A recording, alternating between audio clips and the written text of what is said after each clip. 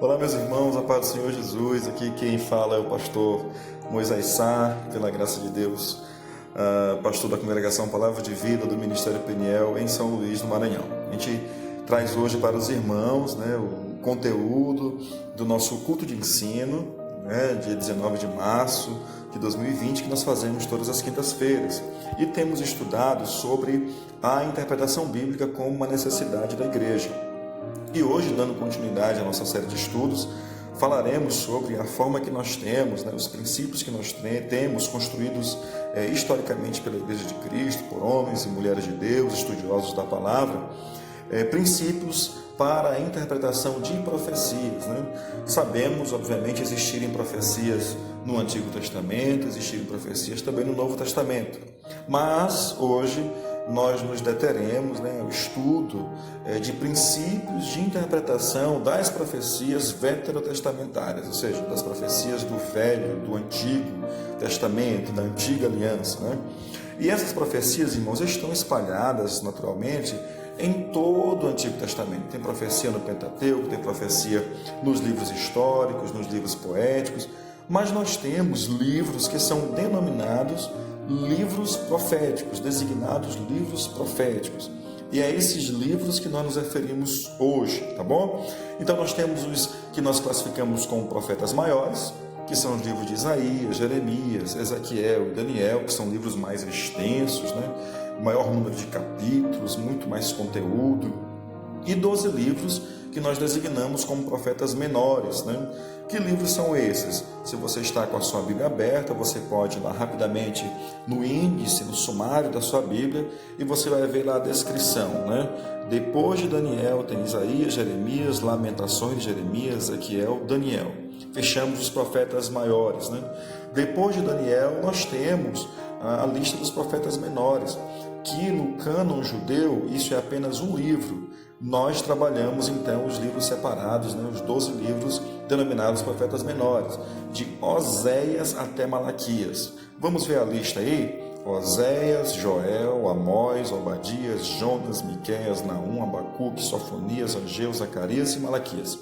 Esses são os 12 livros dos profetas menores. Esses livros foram escritos nesse período de 760 a 460 a.C., mais ou menos, um pouco antes aí desse intervalo havido entre o Antigo e o Novo Testamento. Então, irmãos, quando a gente faz essa distinção entre profetas maiores e menores, a gente não está se referindo, naturalmente, à importância do conteúdo deles, dizendo que profetas tais são mais importantes que outros, ou que profecias tais são mais importantes que outros. Não é isso que a gente se refere. A gente está falando apenas da quantidade de conteúdo tida aí nesses dois grupos de profecias ou de profetas.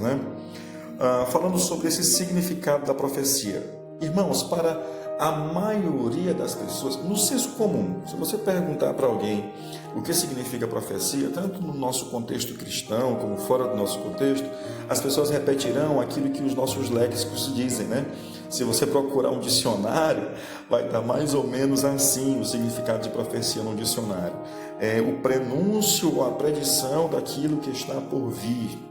Então, como se a predição de eventos distantes dos seus próprios dias fosse, de fato, a preocupação principal dos profetas. O que eu quero dizer com isso aos irmãos, é de que, no senso comum, se você perguntar para uma pessoa aí na rua, na sua casa, na sua vizinhança, o que significa profecia? Ela sempre vai dizer alguma coisa referente a eventos futuros, referente a predições, referente àquilo que as pessoas podem ter um dom especial dado por Deus ou dado por algum outro ente aí espiritual. Então, esses seriam esses profetas, esses videntes e tal. Então, a profecia, no senso comum, faz referência a isso. Mas, irmãos, a profecia, ela pode, obviamente, anunciar o futuro e um futuro distante, mas ela pode também, irmãos, fazer referência a algo imediato, a algo mais do presente do que do futuro. Então, os profetas realmente tinham anunciações do futuro, mas comumente anunciavam esse futuro imediato de Israel, de Judá e também de outras nações.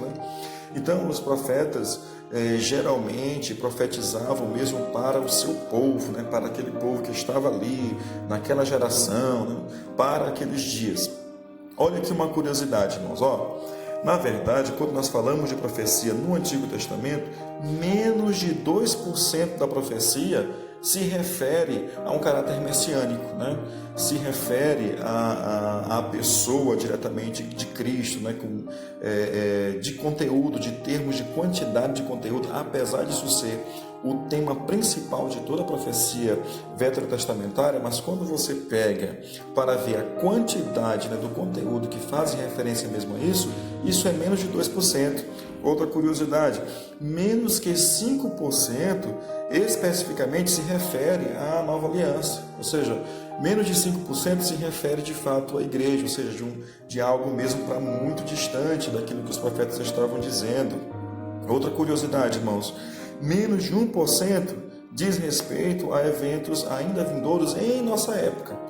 Eu estou falando, obviamente, lá da profecia veterotestamentária. Se a gente for para a profecia do Novo Testamento, né, para Apocalipse, por exemplo, a gente vai ver que muita coisa ainda há de se cumprir.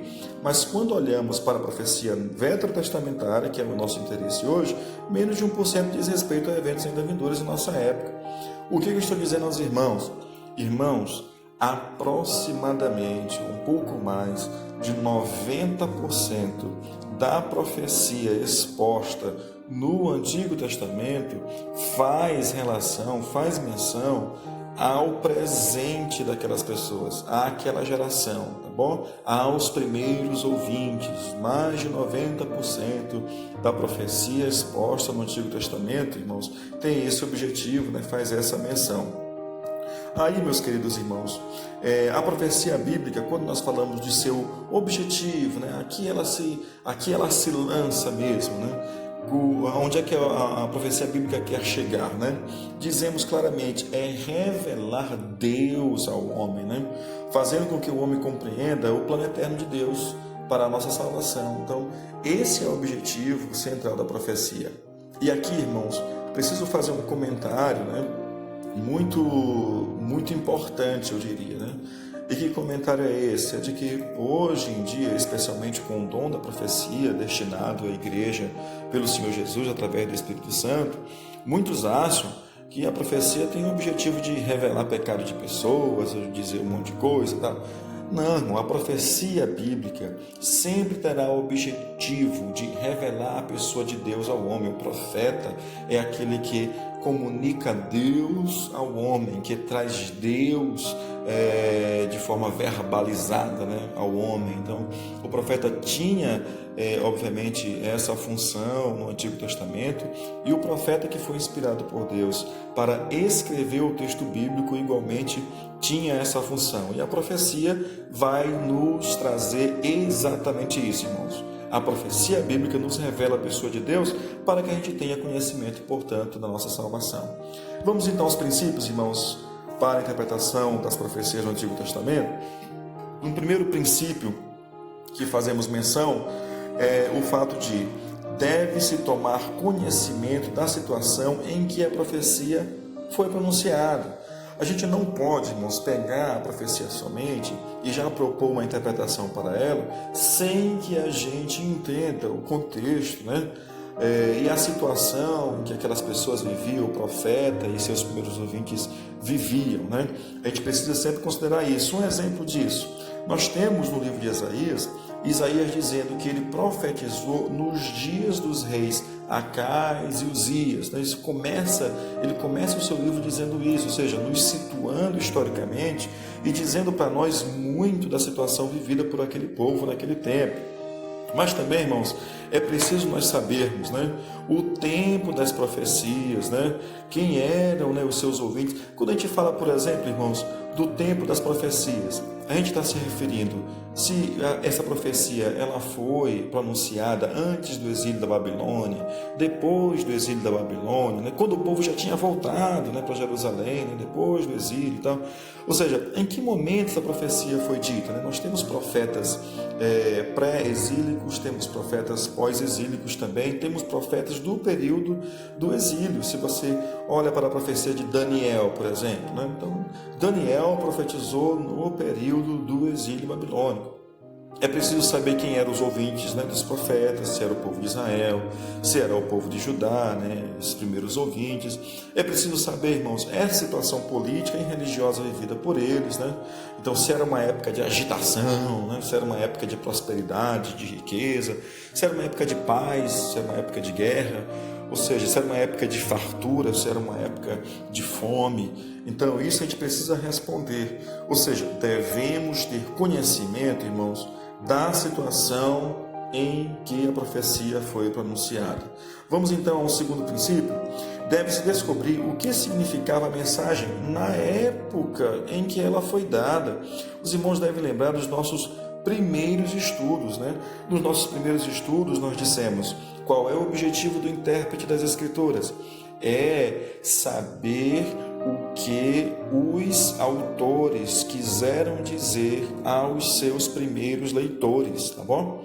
Ou seja, é o nosso objetivo como intérprete, diminuir ao máximo que nós pudermos essas lacunas havidas entre o autor e nós, que somos seus leitores aqui do século 21. Se você pensar em Moisés, que escreve no século 15, né, século 14, 15 antes de Cristo, né, para nós, século 21 depois de Cristo, são 3.500 anos, né, de diferença. Então, a gente, enquanto exercício para aplicarmos os princípios, a gente faz diminuir essas lacunas para que a gente seja fiel ao que nos diz as Escrituras, né? A gente não vai olhar de forma irresponsável para um texto que foi escrito tantos anos antes, com uma filosofia muito diferente, com uma religião muito diferente, com uma história muito diferente, política muito diferente, ou seja, tantas diferenças há, uma língua muito diferente da nossa, tantas diferenças há, irmãos, entre aquilo que os autores bíblicos viveram e o que nós vivemos hoje. Nós, enquanto intérpretes das Escrituras, somos daqueles, então, que teremos interesse de nos aproximar cada vez mais do autor da Bíblia, do autor bíblico, autor humano bíblico, né? Para que a gente entenda, então, o que ele quis de fato dizer aos seus primeiros leitores. Então, a mensagem dos profetas fazia muito mais, né, do que predizer acontecimentos futuros, conforme já comentamos. Eles falavam, irmãos, do passado do povo, eles falavam da situação presente, denunciavam situações, né, em que eles viviam, e também, obviamente, falavam sobre o futuro. Mas, irmãos, precisamos saber o que significava de fato essa mensagem para aqueles seus primeiros leitores, né? Para aqueles seus primeiros ouvintes dessa mensagem. Vamos então, irmãos, a um terceiro princípio de interpretação das profecias do Antigo Testamento. Deve-se observar se há elemento de cumprimento evolutivo. Cumprimento evolutivo, pastor, né? O que é isso, né?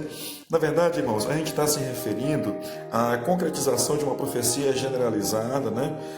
Em diversas fases. Ou seja, é possível que uma profecia tenha um cumprimento em mais de um momento da história. Eu coloquei aqui um exemplo para os irmãos, que é o exemplo de Isaías 40, onde o profeta fala do servo sofredor, né? Então, quem é o servo sofredor de Isaías 40? Inicialmente, é o próprio Israel, tá bom? É o próprio povo de Israel colocado ali como um servo sofredor. Mas aí, meus irmãos, nós vamos perceber que a profecia também se cumpre e se cumpre cabalmente, né, na pessoa do próprio Cristo. Então, Cristo é o servo sofredor. Então, quando você vai olhar para uma profecia como essa, você vai propor para a sua interpretação um cumprimento evolutivo. Um cumprimento que não acontece apenas um momento, né? E assim tantas outras profecias você vai enxergar no Antigo Testamento, né? E perceber que ela se cumpre em mais de um momento da história. E a cada momento que ela se cumpre com mais perfeição, com mais completude, né? Daí a ideia da evolução, portanto, desse cumprimento da profecia. Vamos ao quarto princípio, irmãos. Deve-se observar se há elementos de contração onde dois ou mais acontecimentos são mencionados sem destacar o que é de um e não do outro. Meus irmãos, muitas vezes, né, essas profecias ou esses profetas do Antigo Testamento, eles conseguiam ver, e a ilustração é muito legal, é você imaginar, por exemplo, alguém que numa vista panorâmica está olhando duas montanhas, né? Só que como na posição em que ele está olhando, ele não consegue perceber que são dois picos de montanhas, né?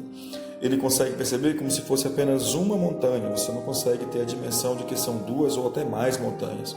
Se você não consegue perceber que são duas ou mais montanhas, naturalmente você não consegue perceber que há vales entre essas montanhas. Essa ilustração, ela é comumente usada para falar dessa contração da profecia que a gente pode estar estudando, pode estar vendo uma profecia que tem uma contração em seu cumprimento, portanto, vai haver um destrinchamento, né? Vai ter mais de um momento, portanto, de cumprimento. E um exemplo que a gente tem, que é muito utilizado, é o exemplo do profeta do Antigo Testamento, que não conseguia vislumbrar, por exemplo, duas vindas de Cristo, né? Então, os profetas, o Senhor Deus dava a mensagem a eles anunciavam a mensagem, e o Senhor Deus prometia a vinda do Messias. O Senhor Deus falava a eles revelavam ao povo, escreviam sobre a vinda do Messias. Muito bem. Só que dificilmente você vai perceber lá no Antigo Testamento, a não ser com um estudo muito aguçado, né, e bem minucioso, mas uma primeira leitura, dificilmente você vai perceber que se trata de mais de um evento, né? Então, há uma contração, portanto, ali de eventos. E você precisa entender, então, que quando isso acontece, você vai olhar para a profecia e perceber que aqui está só como um evento, né, numa primeira leitura, mas há um cumprimento para mais de um evento. Ou seja, essa profecia traz para nós, então, elementos de contração. E um exemplo clássico, como já falei para os irmãos, é a própria profecia no Antigo Testamento sobre a vinda de Jesus, sobre a vinda do Messias, que dá a entender muitas vezes que isso aconteceria apenas um momento, né? E depois, quando o Senhor Jesus se revela para nós na nova aliança, nós vamos perceber que, na verdade, isso não vai se dar em um momento apenas, ou não se deu em um momento apenas, né? O Senhor Jesus veio em carne, habitou entre nós, mas Ele nos promete uma segunda vinda, né? Onde Ele virá em glória, né? Arrebatar o seu povo e reinar com a sua igreja. Vamos então ao quinto princípio. Deve-se observar os elementos figurativos, poéticos e simbólicos de uma passagem profética. Irmãos, não preciso dizer, né, de como isso gera muitas vezes problemas na interpretação. Por quê? Porque um dos mais sérios problemas, e a resposta disso não é fácil, encontrados na interpretação da profecia, é como é que nós vamos determinar, né, quando é que o texto deve ser interpretado literalmente, quando é que ele deve ser interpretado simbolicamente, né? Então há muita confusão nesse sentido. Então, muitas seitas, né, vão discordar de nós na nossa forma de interpretar, porque a gente interpretou literalmente o que eles interpretam simbolicamente, ou o contrário. Mas, na verdade, não só as seitas, né? Irmãos nossos também, né? De igrejas sérias, né? Também discordam, né, de nós, muitas vezes, com relação a isso, né? Quando é que se interpreta a profecia simbolicamente, quando é que se interpreta literalmente. O que é que eu digo aos irmãos? A primeira ordem é interpretarmos literalmente. Essa é a primeira ordem. Vão existir situações, claro, e muito óbvias e muito claras, em que a interpretação literal não caberá, tá bom? E, obviamente, quando isso acontecer, você se utilizará de recursos para interpretá-la simbolicamente. Lembrem-se da regra magna da hermenêutica bíblica, da interpretação bíblica. Qual é a regra magna? A Escritura interpreta a Escritura, ou seja, a Escritura interpreta-se a si mesma, né? Interpreta a si mesma.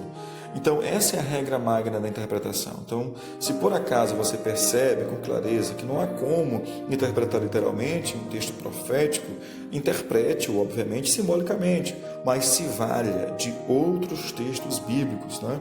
Há uma regra também na hermenêutica que nós já aprendemos que nos diz: os textos fáceis, os textos de fácil interpretação nos servem de luz, nos servem, irmãos, como se fosse uma lanterna jogada no texto, para que nós interpretemos os textos difíceis. A gente nunca pode inverter a ordem, tá bom? Textos fáceis interpretam os difíceis e nunca o contrário. Então é uma forma de nós temos então de utilizarmos como recurso para interpretarmos os textos de natureza simbólica, de natureza figurativa e poética. Então, a linguagem da profecia, irmãos, ela é geralmente, mais ou menos figurativa, ou seja, quase sempre está presente o elemento figurativo no texto profético, tá bem, irmãos? O que vai diferir um do outro é que um é mais figurativo, outro é menos figurativo. Mas você não deve contar que os elementos figurativos não estejam presentes no texto profético, eles sempre estarão lá, tá bom, irmãos? Vamos então a um sexto princípio de interpretação das Escrituras,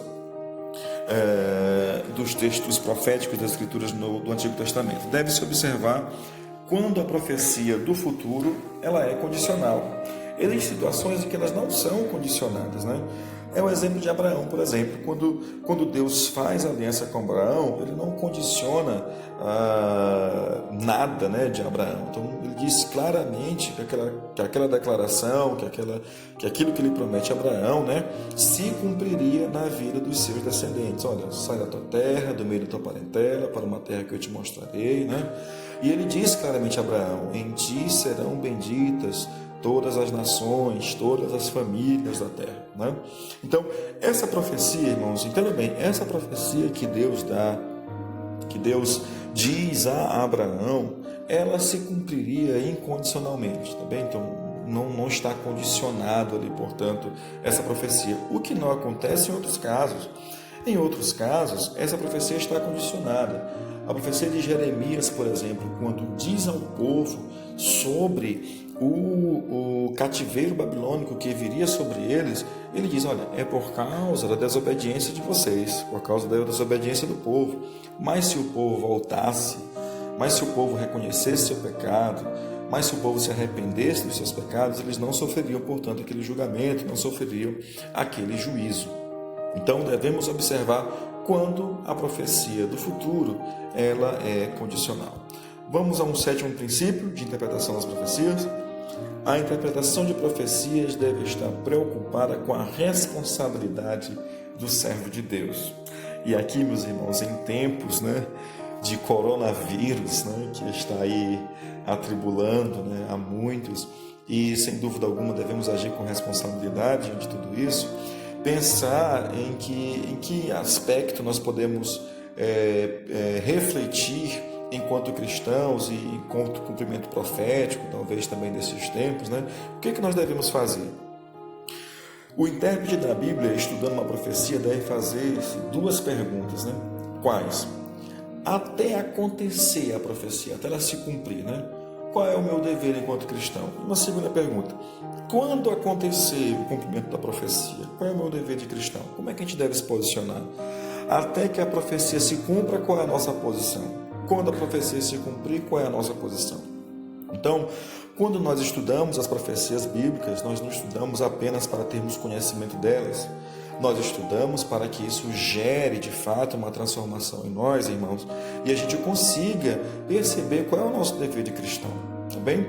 Muitas pessoas estão preocupadas, algumas com motivos e outras até sem motivo, mas muitas pessoas estão preocupadas com a dimensão do problema trazido por esse vírus aí de amplitude mundial, já declarado pela Organização Mundial de Saúde como uma pandemia. Mas, irmãos, muitas pessoas também têm teorizado de como isso está relacionado com os cumprimentos bíblicos e profecias bíblicas. Eu já disse aos irmãos e vou repetir aos irmãos, nenhuma tribulação, irmãos, nós não estamos livres de nenhuma tribulação, de nenhuma provação, o cristão está livre, tá bom? Então, de um vírus como esse, nenhum de nós está totalmente livre disso. Mas, irmãos, se há um vírus, se há um mal, ou se não há um mal, perto de nós ou chegando até nós, isso não modifica em absolutamente nada o nosso dever de cristão e nós continuarmos orando uns pelos outros e buscando sempre a proteção de Deus. Já disse aos irmãos de que nós somos filhos de Deus, protegidos por Deus. Esse nosso Deus é todo poderoso, tem de fato poder sobre todas as coisas, tem domínio sobre todas as coisas, e o que nós devemos fazer é orarmos para sermos guardados por Ele enquanto seus filhos. Que cumprimento profético há nisso, A palavra de Deus já nos dizia, irmãos, que nestes dias essas coisas todas seriam potencializadas, tá bem? As doenças, as guerras, todas as formas, irmãos, de consolidação de uma estrutura mundial para a manifestação do anticristo. Tudo isso a palavra de Deus já nos alertava. Então isso não é motivo para que nós nos desesperemos.